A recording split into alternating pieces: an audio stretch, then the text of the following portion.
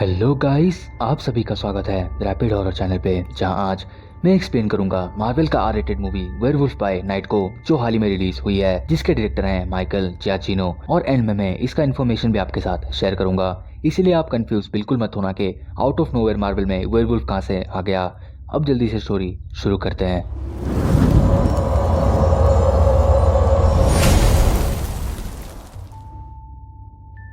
Movie के start में हम देखते हैं हमारे 2012 एवेंजर्स ग्रुप को, और यहाँ नरेटर नरेट कर रहा है कहानी को, जिनका नाम है केकटी वॉसमैन, जिससे हमें ये पता लगता है कि जो हम जानते हैं एवेंजर्स और बाकी सुपर हीरोज के बारे में, बट डार्कनेस का क्या, जो एग्जिस्ट करते हैं कोई स्पेसिफाइड जगह पे जिसके बारे में हम नहीं जानते। वहीं हम देखते हैं पहले एक गॉब्लिन क्रीचर को, और ये लैटिन शब्द को अगर आप ट्रांसलेट करोगे तो आपको ये पता लगेगा कि ये कोई विंग्ड मॉन्स्टर है, बट क्या ये वैम्पायर है, क्योंकि आप लेफ्ट में लूनर फेस और राइट में टाइगर देख सकते हो, जिससे ये मरता होगा।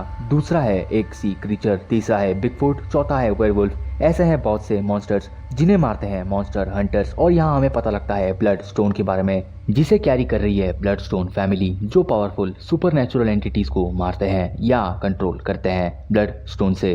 ब्लड स्टोन एक पावरफुल वेपन है, बट इसे चाहिए एक न्यू मास्टर, क्योंकि ओलिसिस ब्लड स्टोन जो इसका पुराना मास्टर था वो मर गया, जिसकी फ्यूनरल है आज रात को, जहां सारे हंटर्स दुनिया के हर कोने से आज गैदर हुए हैं एक हंट सेरेमनी के लिए, जिससे चुना जाएगा नया ओनर ब्लड स्टोन के लिए। यहाँ हम मिलते हैं एक हंटर जैक रसल से। यहाँ हम देख पाते हैं बाकी हंटर्स को और टैक्सीडर्मीज उन क्रीचर्स का जिन्हें हंट किया गया है। जहाँ एक आदमी आकर कहता है एक लेडी से कि एल्सा आ गई है, जिसे सुन के वो लेडी वहाँ से चली जाती है। एल्सा है ओलिसिस ब्लड स्टोन की एक लौती बेटी जो लेने आई है ब्लड स्टोन, वो भी 20 साल बाद। ओलिसिस जैसा चाहता था एल्सा वैसी बनी नहीं, वो घर से जाके खुद को ट्रेन कर रही थी और आज आ गई ब्लड स्टोन लेने, जिसकी वजह से वरुसा जो है ओलिसिस की वाइफ, वो कहती है एल्सा से कि एल्सा एक डिसअपॉइंटमेंट है उसके फादर के लिए। वरुसा अब सारे मॉन्स्टर हंटर्स को किल्स गिनाती है, जिससे हमें इन सब के बारे में थोड़ा और पता लगता है। इनके नाम है एजरल, लेयोन, बरोसो और जोवन, जिनमें 200 किल्स से है बरोसो के 26 किल्स, एजरल के 37 किल्स, लेयोन के हैं 43 किल्स, जोवन के हैं 57 किल्स और 100 किल्स हैं जैक रसल के,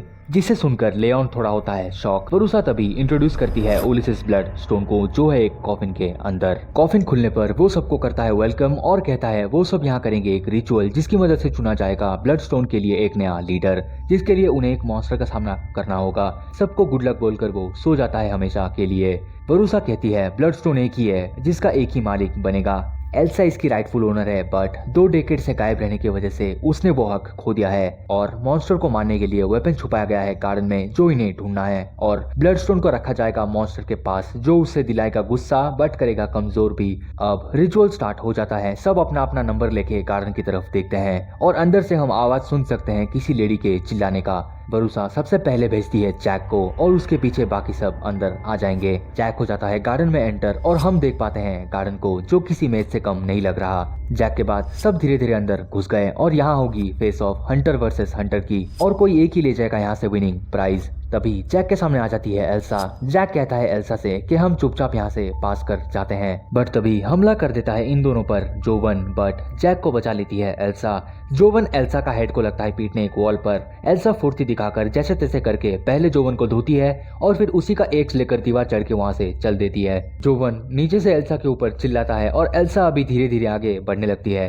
और उसे दिखता है एक ब्लडी फुट स्टेप, और सामने एक रूम से उसको आता है आवाज, जिसे वो जाती है चेक करने के लिए फुल अलर्ट होकर। लेकिन तभी लियोन हमला बोल देता है एल्सा से उसके हैंड क्रॉसबो से, लेकिन एल्सा पहले उसी के वही हाथ को काट के अलग करती है और उससे भिड़ जाती है। लियोन जैसे तैसे करके एल्सा के हाथ से गिराता है एक्स और उसको घायल कर देता है, लेकिन एल्सा भी कम नहीं। एल्सा दिमाग लगाकर लियोन की वही हैंड क्रॉसबो से उसको कर देती है मुक्त। बट तभी आ जाता है जोवन अपना एक्स लेने के लिए, जिससे एल्सा लियोन को लेके वही मौजूद एक छोटे से गड्ढे में लियोन का मुंह बंद कर लेट जाती है चुपचाप, जिससे अपना एक्स लेके वहाँ से चुपचाप चल देता है जोवन भी। यहाँ जैक आता है एक बड़े बुश के पास, लेकिन तभी बुश के अंदर से एक बड़ा सा हाथ आकर उसको पकड़ लेता है, लेकिन वो उस चीज से फेमिलियर है क्योंकि वो उसे ही ढूंढने और फ्री करने यहाँ पे आया है, जिसको सारे जानते हैं द मैन थिंग के नाम से। बट वो क्रीचर है जैक का दोस्त टेड, और जिसपे लगा है ब्लड स्टोन। जैक उसका हालचाल पूछकर टेड को बताता है कि वो दोनों वहाँ से कैसे बाहर निकलेंगे, जो है एक टाइनी बॉम्ब को दीवार पे लगाकर और उसको फोड़ के ये दोनों वहाँ से हो जाएंगे रफू चक्कर।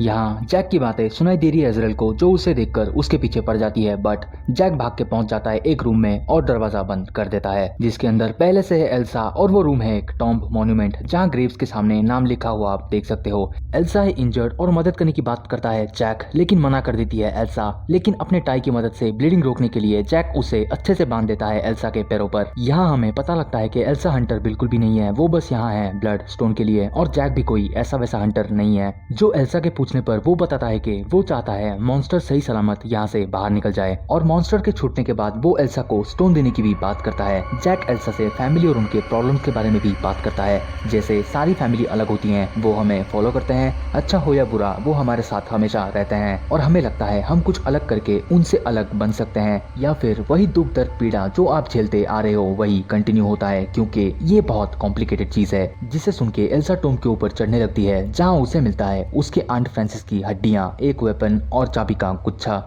जिससे वो दोनों रूम खोल के जाते हैं रूम से बाहर, जहाँ जैक एल्सा को बताता है कि उस मैन थिंग मतलब क्रीचर का नाम है टेड, और उसको उसके नाम से बुलाने के बाद एल्सा को उससे कोई भी खतरा नहीं होगा। बट तभी जैक के पास जो टाइनी बॉम्ब है वो उससे गलती से हो जाता है एक्टिव, जिससे भागते हैं दोनों एक दूसरे से दूर। तभी आता है जोवन क्रीचर की तलाश में, बट वहाँ होती है एल्सा, और जोवन के पीछे से आता है टेड, जो जोवन के सर पे अपना हाथ रख देता है, जिससे जोवन को मिल जाता है आशीर्वाद और वो हो जाता है जल के मुक्त अपने शरीर से। एल्सा टेड के चिल्लाने पर उसे शांत करती है, उसका नाम कितना प्यारा है ये बताकर, और बताती है जैक उसका इंतजार कर रहा है। तभी जैक मिनी बॉम्ब को दीवार पर रख के तीसरी बार में बड़े मुश्किल से ब्लास्ट कर देता है। फिर टेड वहाँ से भागने लगता है जंगल में, और अपने आंटी के वेपन की मदद से ब्लड स्टोन टेड से अलग कर देती है एल्सा, और एल्सा ब्लड स्टोन को पाकर बहुत ज्यादा खुश होती है, लेकिन मातम तभी छा जाता है जब जैक गलती से ब्लड स्टोन को छू लेता है और दूर उड़ के जाके गिरता है, जिससे सारे हंटर्स और वरुसा उसके गार्ड के साथ वहाँ पे पहुंच जाते हैं। एल्सा के साथ वरुसा और बाकी सब समझ जाते हैं कि जैक भी है एक मॉन्स्टर, इसीलिए वो पहले करवाती है जैक को बेहोश और फिर एल्सा को। पर क्या इन सबको पता है इनका क्या हश्र होगा?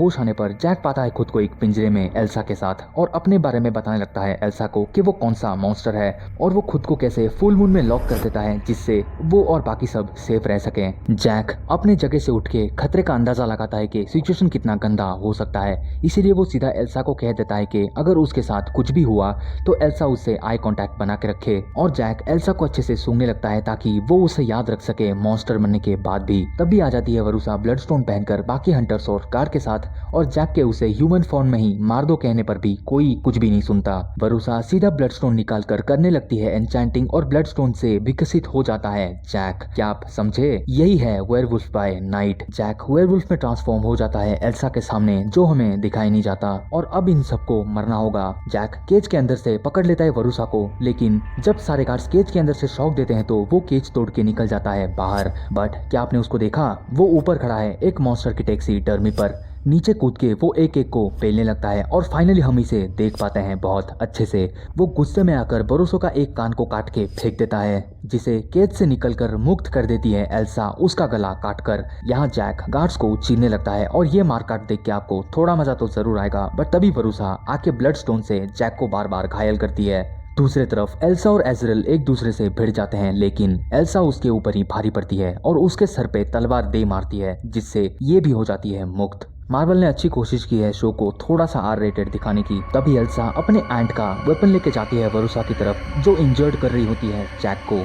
एल्सा वेपन की मदद से वरुसा को पीछे खींच के नीचे गिरा देती है। एल्सा को ब्लड स्टोन मिल जाता है, जिससे वो उठाकर अपने बैक पॉकेट में डाल देती है और जैक की तरफ बढ़ने लगती है, जहां चोटिल पड़ा हुआ जैक सीधा झपट्टा मारता है एल्सा के ऊपर, बट एल्सा उसको याद है और एल्सा उसके फेस को करती है टच, जिससे वो उठ के वहाँ से चुपचाप चला जाता है। यहाँ वरुसा उठ के चिल्लाती है एल्सा के ऊपर कि उसने कैसे जाने दिया जैक को, जो एक मॉन्स्टर है, और एल्सा को वो शूट करने ही वाली होती है, लेकिन फरिश्ता बनकर आता है टेड। वरुसा को चलाकर वो दे मारता है उलिसिस के टोंग पर ही, जहाँ उलिसिस का सर आ जाता है जमीन में। यहाँ एल्सा जैक कहाँ गया ये बताती है वो टेड को, और ब्लड स्टोन लेके वहीं बैठ जाती है। यहाँ ब्लैक एंड व्हाइट से होता है थोड़ा सा कलर चेंज, और टेड चला जाता है जंगल में, और सीन शिफ्ट होता है जहाँ हम देखते हैं टेड और जैक की बॉन्डिंग और टेड का केयर जैक के लिए, जो उसको उठने पर उसे देता है टी। एक प्यारा सा कॉन्वर्सेशन के साथ ये मूवी यहाँ पर हो जाती है एंड। अब बात करेंगे इस मूवी के बारे में। मार्वल ने इस मूवी में थोड़ा डार्क और चिल्स वाली वाइब देने में कोई कसर नहीं छोड़ी। कास्ट उतनी बेहतर ना होने के बावजूद भी इसका रिव्यू अच्छा है, क्योंकि आप सुपर हीरो मूवीज देखते आए हो, उसमें अगर कहीं से वेयरवुल्फ आ जाएगा तो आप हो जाओगे कंफ्यूज। इसीलिए मार्वल धीरे धीरे अपने मॉन्स्टरवर्स को ला रहा है ऑडियंस के सामने, जो बाद में डोर ओपन करेगा वैम्पायर्स की तरफ, जो सेटअप करेगा ब्लेड मूवी को, जो आएगी 2024 में। जैक को यहाँ एंटी हीरो दिखाया गया है जिसके पास सेल्फ कंट्रोल और दिमाग है खुद का, ट्रांसफॉर्म होने के बावजूद भी,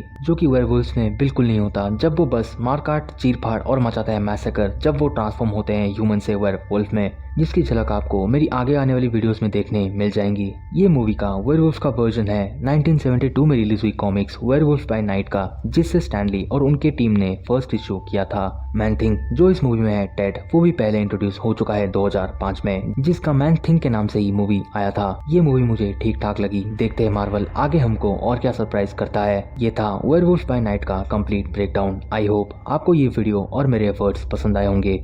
वीडियो अच्छी लगी तो वीडियो को एक लाइक जरूर करना। आप कमेंट्स करके बताओ आपको ये मूवी कैसी लगी। आप चैनल पर नए हो तो सब्सक्राइब करके बेल नोटिफिकेशन को वेयरवुल्फ की तरह ट्रांसफॉर्म करके कर दो रेड से ग्रे। मिलते हैं अगली वीडियो में। Till then bye bye.